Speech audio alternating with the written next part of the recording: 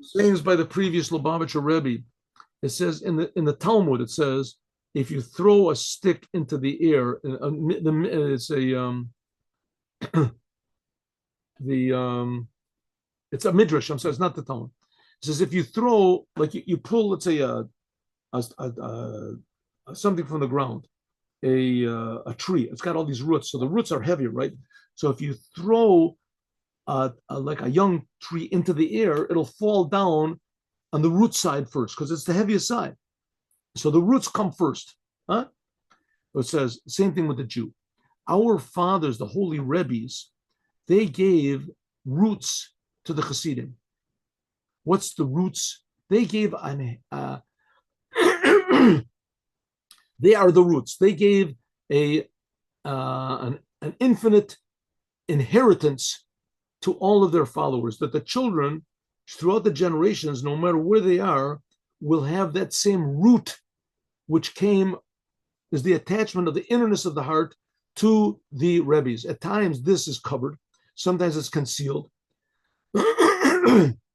This then is the service, and whoever wants life is to remove the coverings and establish for himself periods for learning Chassidut and conduct yourself in the manner of the Hasidic community. This is especially talking about Chabad, right? A person that that is a Chabad Chassid, a family of Chabad, whatever. So he always has that in his soul. He says in his soul. I happen to know people in Chabad. Chabad is not a foolproof. So there's children that like children. They don't want to do the commandments. They leave everything. They leave to go. But wherever they are, they always have respect for the Rebbe, no matter how far they've fallen. There are weird cases. I've never seen it though. I've heard. They always have some awareness, a connection to the Rebbe, what the Rebbe is. The same is with Jews. A Jew somehow or other wakes up inside of him that he's a Jew.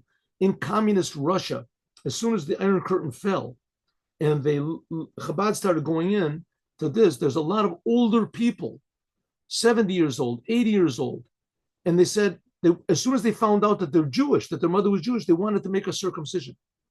They wanted to be circumcised. I want to be a Jew. And they told them it's dangerous. I'd rather die a Jew than to live one moment uncircumcised. And what happened? The roots somehow or other were revealed. What a Jew is, no Jew understands, but they understand it's real and it's infinite. And that's what connects them to reality, the fact that they're Jews. The Hasidim have an additional one. They have the connection to the Rebbe. The Rebbe is a whole different, that's like Moses. That's like Moses of the generation.